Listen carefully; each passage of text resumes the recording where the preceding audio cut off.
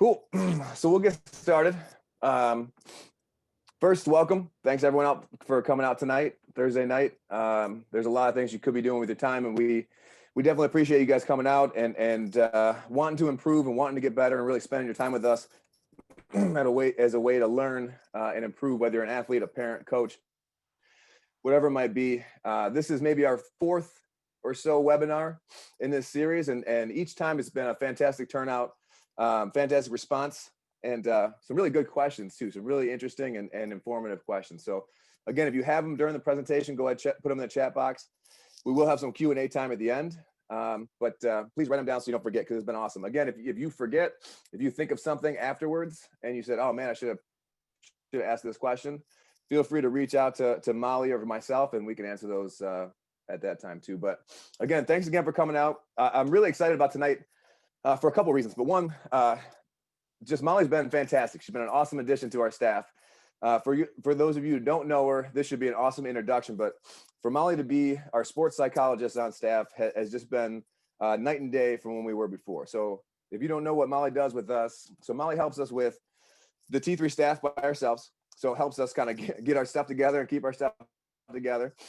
In addition, she helps us better the way we coach our athletes. So she takes a look at how we coach our athletes, maybe some ways that we can improve that, some interactions that we can improve on, and really build that rapport, build that trust between trainer and athlete, and make sure the athlete's getting the most out of what we do. Thirdly, which is what we're going to talk about here tonight a little bit, is how she helps the athletes. So, she's helping them in a million different ways. Obviously, on the mental performance side, in my opinion, is by far the most overlooked part of training.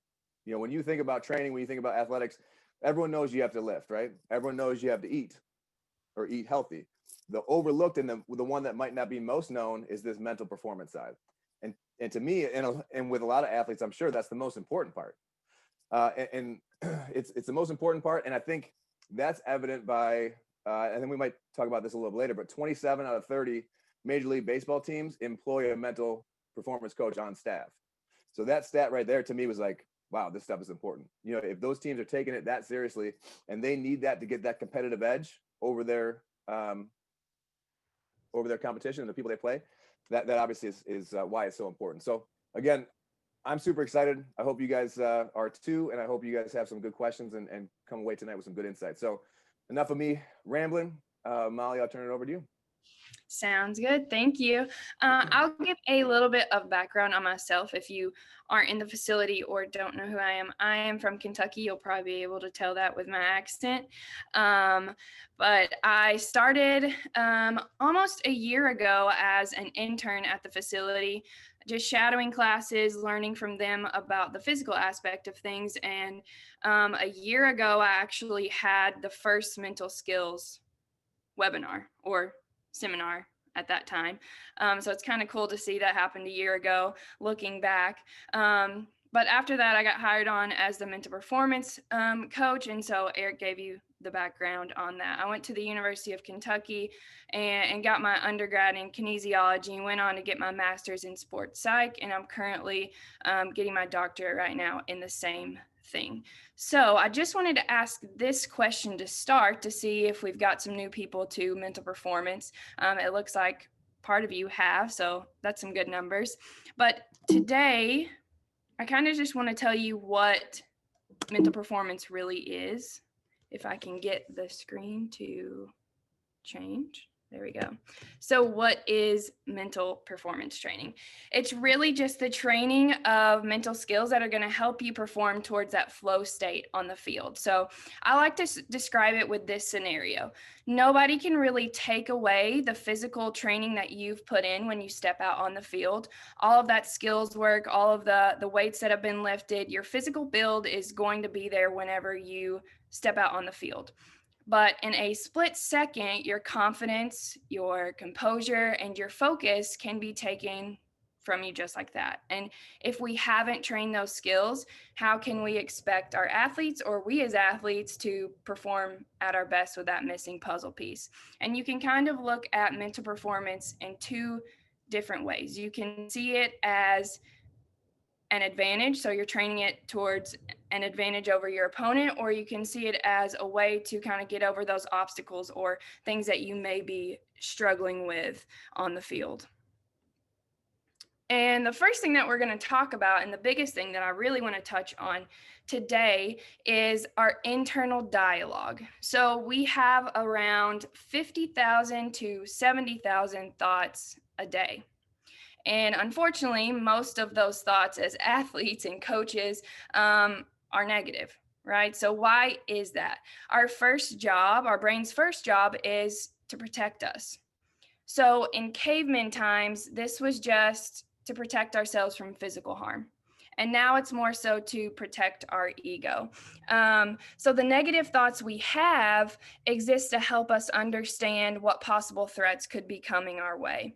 And while we accept and consider those protective thoughts, those negative thoughts aren't necessarily going to be helpful for us to perform on the field. So, why our thoughts matters. Trying not to think negative thoughts doesn't tend to necessarily work because our brain's first language was in pictures, not in words. So, when you actually hear somebody say, don't think about that little red button, or don't hit the golf ball in the pond, your first thought is a picture in your head of a little red button and you hitting it, or the ball going into the water, right? I think back to this experience I had as a swimmer. Our swim coach used to make the whole entire team swim a perfect 300. So we had to swim as a team, X amount of laps up to her standards. And what that meant was one of her standards was no breathing off of the flip turn. And so this could go on for hours just because we were getting yelled at. We were yelling at each other, don't breathe off the turn, don't breathe off the turn, don't breathe off the turn. So that was my initial thought, don't breathe off the turn. My emotions, very frustrated, right? But it goes back to trying not to think negative thoughts doesn't tend to work either, because we were all just thinking that, and what ended up happening was we were breathing off the turn. We could have switched that internal dialogue and it would have been a completely different scenario.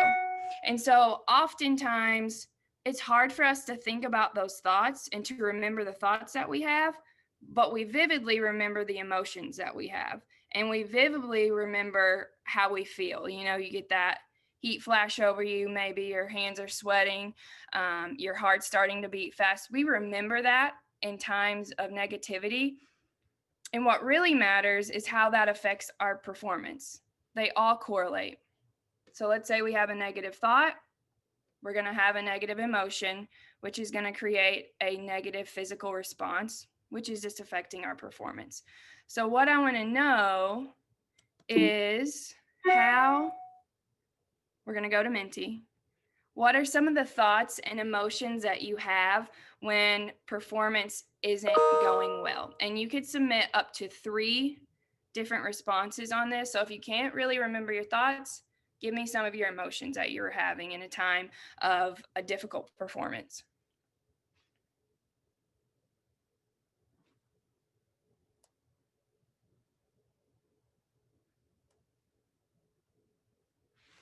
One more time too, if you don't have the Menti code, it's going to be in the chat box.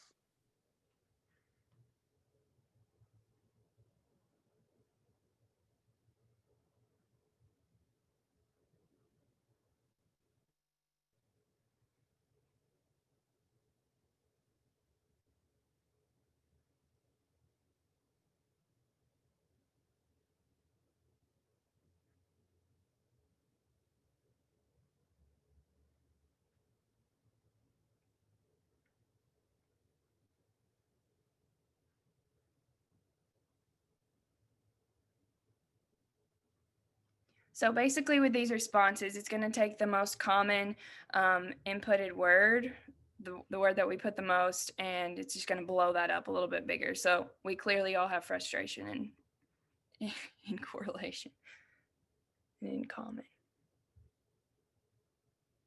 Okay, awesome. We still getting submissions, or are we good on this? There's a couple coming in.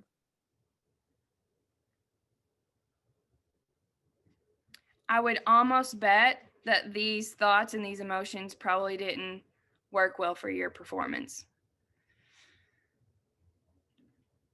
So now what I want to look at are some of the thoughts and emotions that you had on performance that was going well. What are you saying to yourself? What are the thoughts that you're having? What are the emotions you're having when things are going well?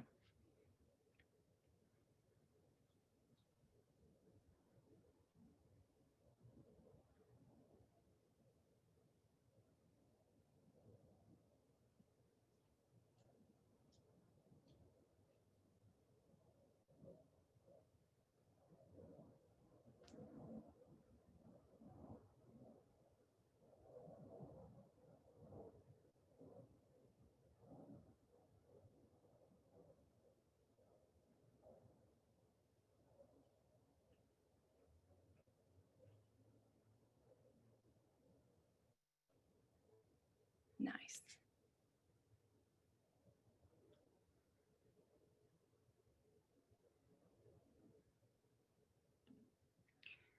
All right, so we clearly see the two different sides of that, and I don't want to just leave those negative emotions out to dry. So what do we actually do when we are having those negative emotions? It's pretty hard to get from negative to positive, and I think a lot of people have the misconception of, oh, a mental performance coach or a sports psychologist is supposed to make everything positive and happy. That's not true, right? It's really hard to make that jump from negative to positive. If we can just get to neutral, that's the goal. So we know that we're going to have a lot of thoughts, and we know that many of them are going to be negative. So try recognizing that those thoughts are there, and you have the capability to decide to set them aside. You know, these thoughts are natural. Everyone has them. Like we said, 50,000 to 70,000 thoughts a day. So next, we just have to choose what we're going to do with these thoughts. Be aware of what words you're using, what cues you have, what images even that you are utilizing that are helpful to you when you're pitching, when you're hitting, when you're playing defense. Choose to direct your attention. So what you see here is kind of just a little journal log. When I'm working one-on-one with an athlete and we bring up self-talk or that internal dialogue, I like to have the athlete give me a scenario. So I'll say, okay, tell me about a time that things weren't going well at all. And I want you to break that down for me. And so then I'll just go on to ask them, what is true about the statements you just made or the thoughts that you just had about yourself?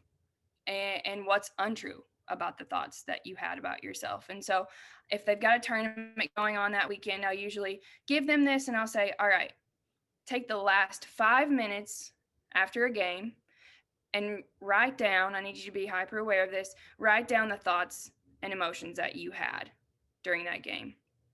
And then if we've got those unproductive, what if, or I should have, or they think this thoughts going on, we're going to turn that into instructional self-talk.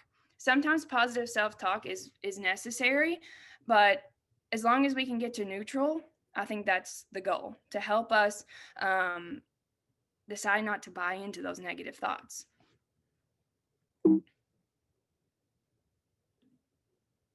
All right. So self-talk is something that we utilize in pre-performance routine. These cues and words are very beneficial to prepare. While that's only one thing, though, that athletes can use to incorporate, they can also use imagery. So over the past year, I had the opportunity to learn from Brian Miles, the mental performance coach for the Indians. And through that experience, he shared with me a technique that they utilize to prep, which is just imagery. And so this is going to be unique to you, but imagery essentially is allowing athletes to get repetition in without the physical toll on their body, right? So it's going to boost your confidence, eliminate distractions, and really alleviate any of those unhelpful jitters that you're having. We know that there are helpful nerves, right? We need nerves to perform, but sometimes when they get in the way, that's where we can start to utilize imagery. I want to actually have an example from a client that I work with. So this is the exact prompt that I use. So feel free to take a picture of this and reach out to me if you have any questions about it. But this is what I'll do with a client or with a team. So I have the individual athletes recall the best performance that they've ever had, okay, in as much detail as possible. And from there, I'll work together with the athlete and we'll create a script. So it'll be around a 1-page paper essentially, but it's just telling a story of all of the things that you've accomplished or that you want to happen.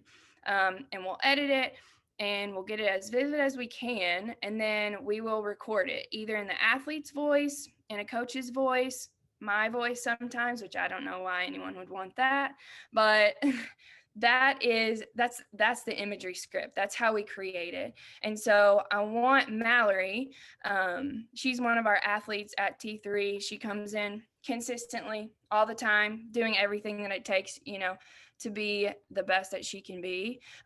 So I'm going to have her actually read an excerpt of her script that we created together, just so you can get a better idea of what I'm actually talking about. So Mal, if you want to unmute yourself, you can go ahead and just read that. I'm going to read it off my phone. And this is like in the middle of the script. So this is like during the event, not like the before stuff. I got this. I am ready. The leadoff batter steps into the box. First pitch, she hits right to the second baseman. 1 out. I walk to the box. I take a swing. I feel good. I look at the barrel of my bat, take a deep breath, and step in the box. I load and sync with the pitcher, and the ball crosses the plate. Ball 1. I step out of the box. I am already ahead. I am in control. I take another deep breath and assume my position in the box. As the ball is released, my eyes get big. This is the pitch I want to hit. I take a swing, and the ball flies behind my head. Foul ball. It is now 1-1. I take an even harder cut outside the box. I still feel good. I step back in, and the pitch comes. The crack of the ball hitting the barrel of the bat lights up the batter's box.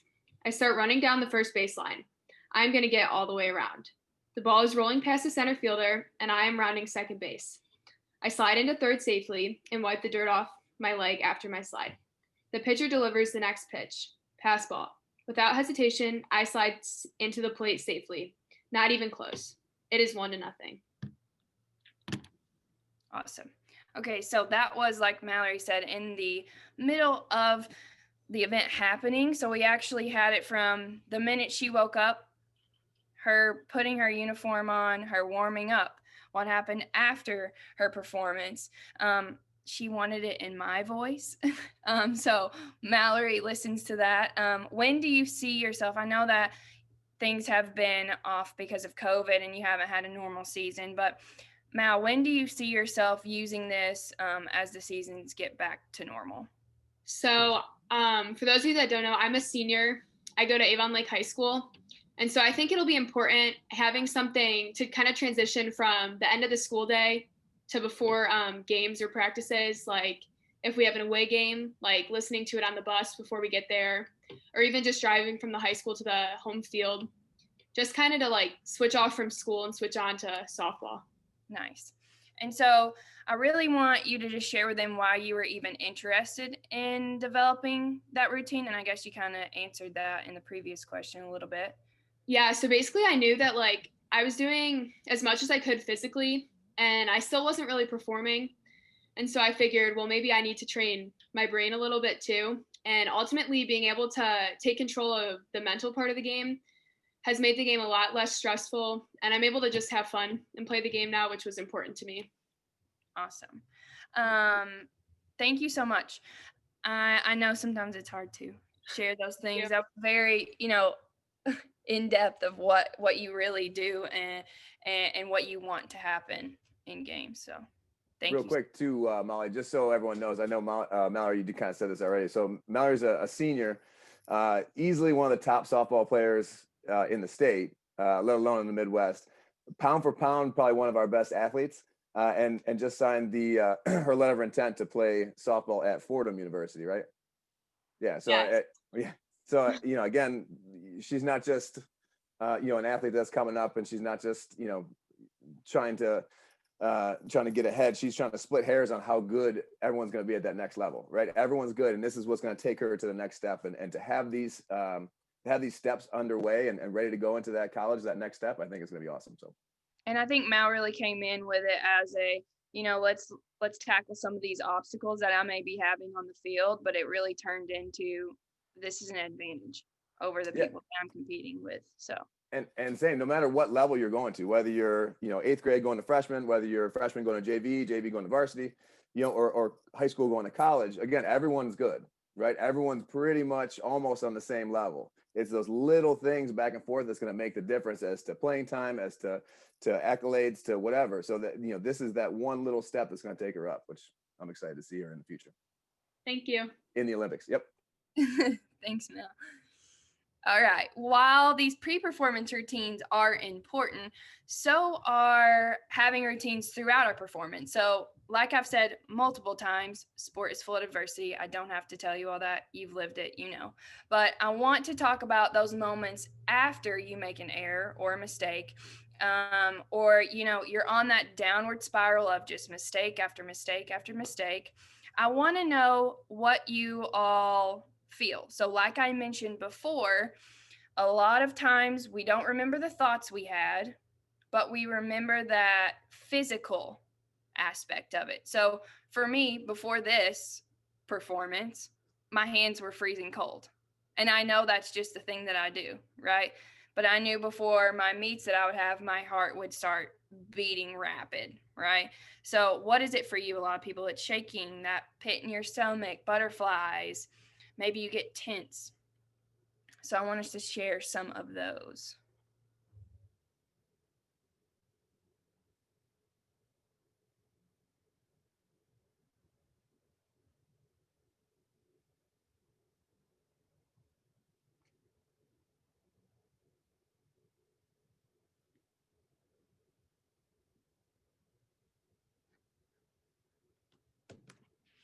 And this is on Menti, right? Yes. Oh, there it is. Sure, on Menti.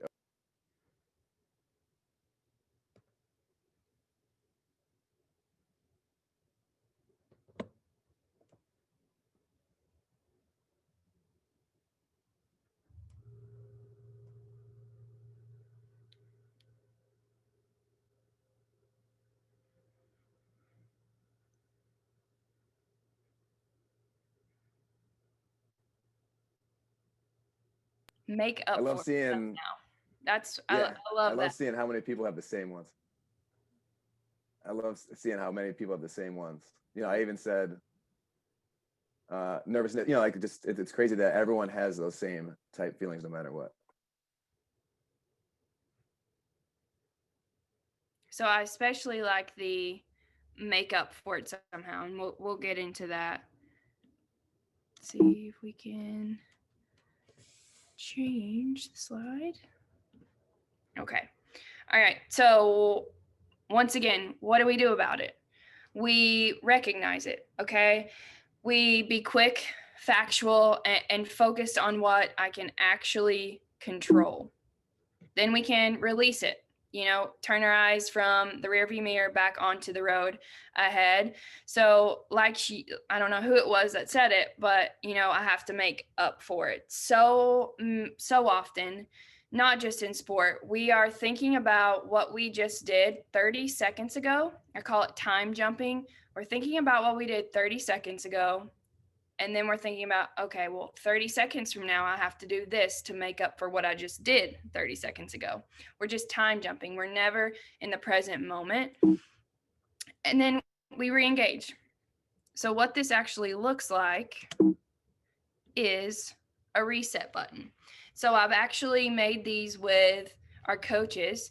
They have back-to-back classes or clients, and a lot of times they need to be able to reset from those classes. Maybe they didn't have a good session and they need to get back into the present moment and be there present for the athletes that they have right in front of them. And a lot of times that's difficult. So this is essentially just called the 3 R's. So we recognize, like I said, be quick and factual. With that internal dialogue, tell yourself what just happened. Instead of striking out and creating all these false narratives in your head of, oh, well, coach thinks this about me now. My teammates are pissed at me because of X, Y, and Z. All you've got to say to yourself, the quick fact, I just had a strikeout, right? I just struck out. Release. This could be a number of different things. All of these things are very individualized to the athlete, but for a lot, it's breathing exercises. So we're either doing a technique that's going to amp you back up, or we're going to do a technique that's going to get you back calmed down to where you need to be at to operate at your best. Another one is muscle relaxation. So what this would look like is, if I'm working with a client, I'm going to give them a script that they listen to for a week straight in a quiet area. And then we're going to start to incorporate that into practices. So you're going to be more aware of, okay, well, it's my right arm that gets really tense and tight. Okay. So that way we can make it quick. You don't have 15 minutes to, oh, I got to listen to my muscle relaxation to get back into the moment. We don't have that in a game-like situation. So it's going to be creating that awareness of, okay, that I know it's my right arm, so I'm going to be able to squeeze that major muscle group and relax it so that I can get back to where I need to be. Or the last one, this is the one that I use the most. It's an acronym just called WIN, what's important now. Because like I said, we time jump. We're thinking about what we have to do to make up for what we just did.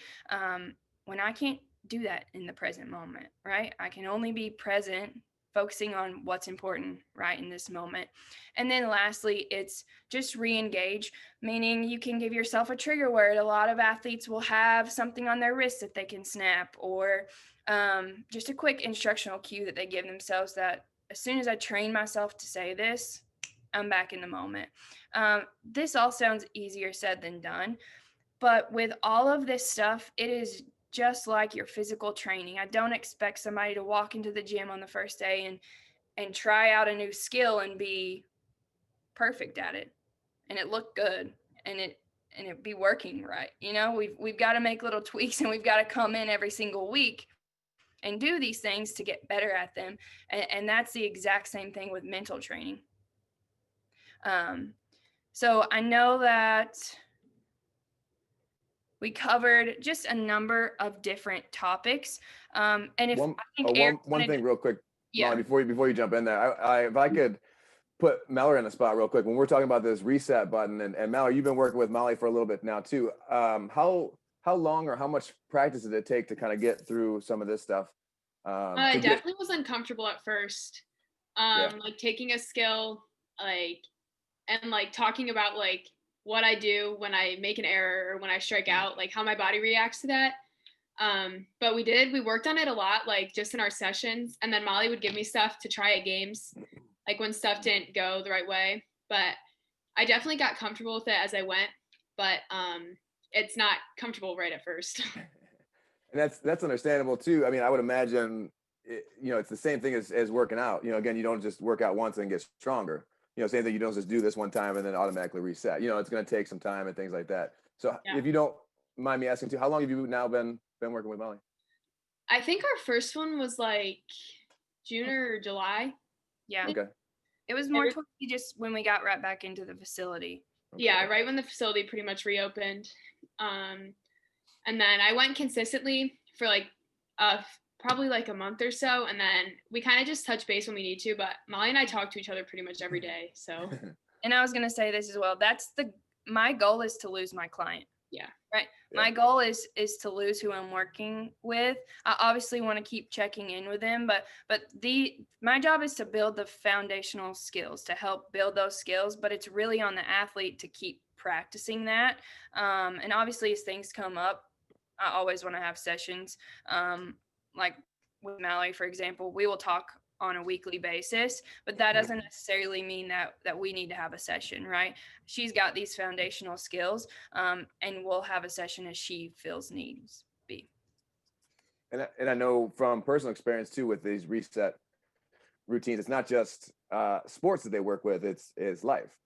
So again, like you mentioned too, if I'm coming out of teaching a class and maybe it didn't go well, maybe it wasn't my favorite, and then I have to sit down and do some office type work, it's hard to switch those gears. So I know that this reset button is really coming to play with me too, and especially with, like you said, recognizing, understanding, okay, that wasn't a good class. I don't need to dwell on it anymore. I don't need to go in any more detail and make it worse, because it's always worse in your head, right? So I just need to keep it simple. For my release, I like to do some box breathing. So take a couple deep breaths, holding it, relax for a second, mentally reset. And then my trigger is just pulling out my chair. When I pull out that chair to sit back down, I know that I'm jumping back into where I need to be mentally. And again, it helps me. Trust me, I'm far from an athlete anymore. So this doesn't have to be just in sports. Awesome. I really want to utilize the last bit of this time for questions, but takeaways for this is just about considering what kinds of thoughts you are having when you're performing at your best. You know, from that graphic I showed you, it's clear that our emotions, our thoughts are create emotions, which are going to affect our performance, right? So we have to learn how to manage the thoughts that we are having, as well as preparation is key to reaching your flow state. And you do have the ability to reset. You really just have to find that right combination for yourself. I mean, I shared, Mallory shared, Eric shared, and none of us had the same exact thing, right? So it's all about finding that for you, and I would love to help you do that. But if we want to open up time now for questions, that would be awesome. Yeah, again, so any questions, feel free to unmute and jump in there, or you can type them in the chat box and I can read them off as they come in. I know we had one question come in a little bit earlier. Molly, what like age do you recommend athletes start kind of working on these type skills? So when I get calls from parents, sometimes I'll have calls from ages of 8 and on. I really think when an athlete starts to get serious about competition, it's always an opportunity to start, but I would really recommend probably no younger than 10 unless there's a reason to do so, right? So if you're wanting to start just to create an advantage against your opponent, I would say 10 to 12 is fine to start. If it's for more of like an obstacle that we need to get over, we can talk about doing that younger. Nice. I couldn't find the unmute button. So, and then another one just came in. What are the best questions to ask yourself when you're trying to reflect on an experience? Ooh, love that. So I give this prompt to pretty much everyone. It's quick, easy. Teams can use it. Coaches use it all the time. I'll do it after this presentation. It's simply 1 up, 1 down, and 1 forward. So 1 up meaning what's one thing that I did really well at in this training session or this game? What's one thing that I didn't do so well at that I could have improved on? 1 forward, what's that one thing that I'm going into the next game or the next practice with that being my main focal point to move that needle forward on the 1 down? I had more of a statement that I questioned, I guess. But when we're talking about imagery, that's, to me, that's one of the most powerful. And Molly, you and I discussed this a little bit earlier, but I've physically seen this work with athletes. A while ago, we had a state champion tennis player that was having a little slump, going through some bad matches. And one of the things that we went over is what you're talking about, is that imagery, is going over before you get in that match, going over everything. Volleys after volleys, set after set, and visualize yourself making those plays, executing the right way. That way, when you're in those situations, mentally, you've already been there. And then after the match, I had him sit down, go back over it, whether he won or lost, what went well, what went right, and fix, if anything went wrong, fix those errors, fix those mistakes. So again, when you're in that situation, it's going the way it's supposed to. So again, I'm a huge proponent of imagery. I think that's fantastic. One other question was, what is the most common obstacle you see athletes face? That's a good one. I would say majority of athletes, it's just being able to cope with the stressors of their sport, the pressure that they are put under, whether that's from an outside source or just them putting it on themselves. And so it's really just helping them find the coping skills for that pressure, as well as being able to focus on the right things at the right time. Abby just came in with a really good question, I thought too. Are there things we can do as a team to improve mentally, or is it just individual?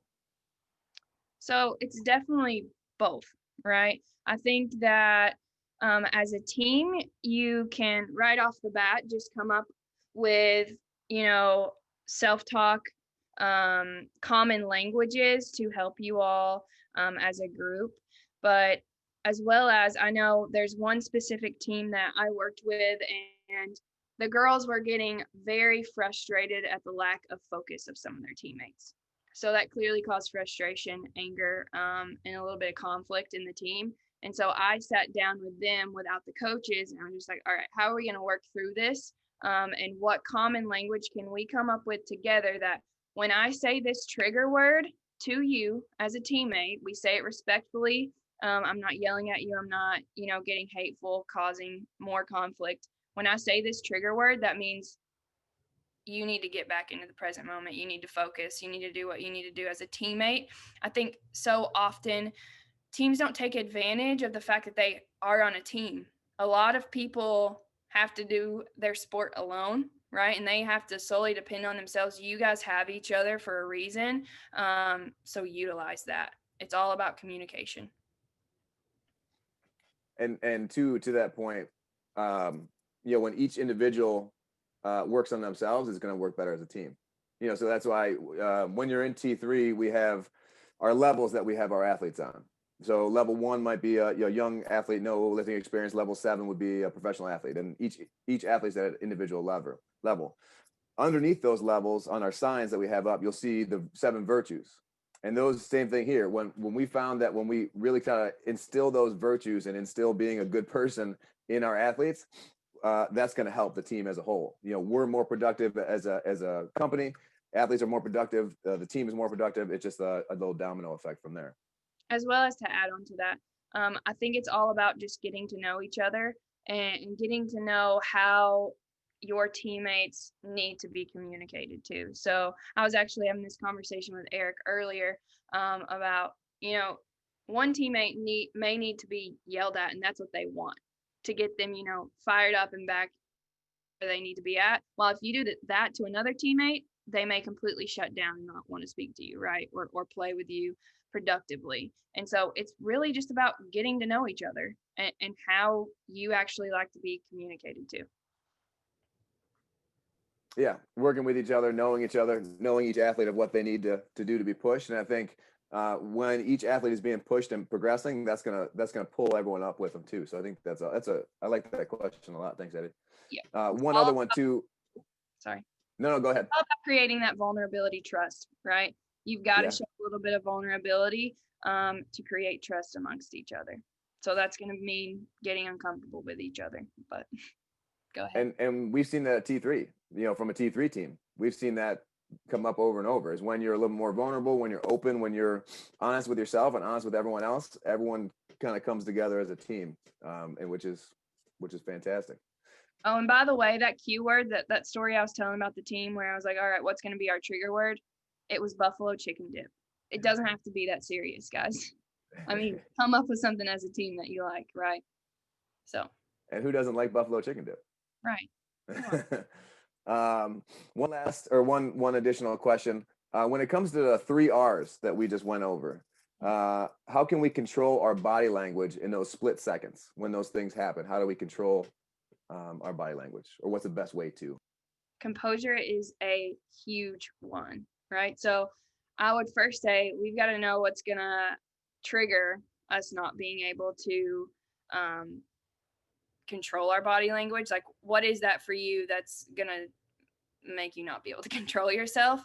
And then from there, you're going to just have to play around with it in practice, right? So some of those things that I said to help you release, that could be that internal dialogue or a trigger, right? So I had an athlete who, she was a golfer, would get so angry on the course.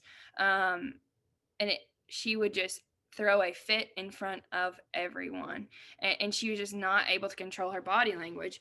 And so she started practicing with a rubber band. I don't want to promote inflicting pain on yourself, but this is what worked for her. She wore a rubber band on her wrists, and she would just flick it instead of, cussing and hitting her, golf club against the ground.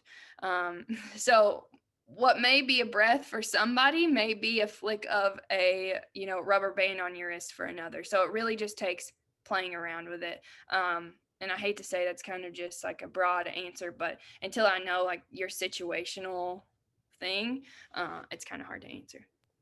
And no, I agree, because it will be individual. I found that like going through the 3 R's and going through the like mentally digesting what's happening, I'm able to break that down.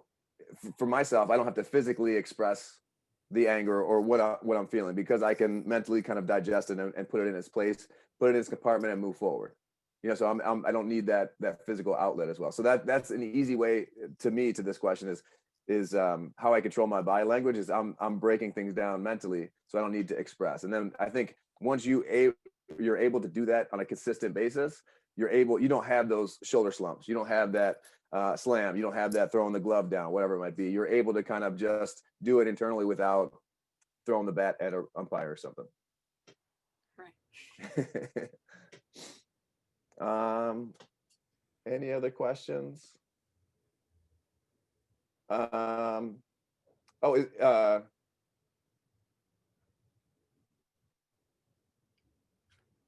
more. Is there something that people can do every day? Is there something that people can use in their everyday life, not just in sports? I know I brought something up like this before, but this is a good question.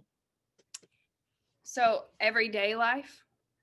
An everyday work life or school life instead of just in sports. Yes. So I would say creating a routine for yourself of a morning. Being alone with your thoughts is really important. Sorry if you hear my dog.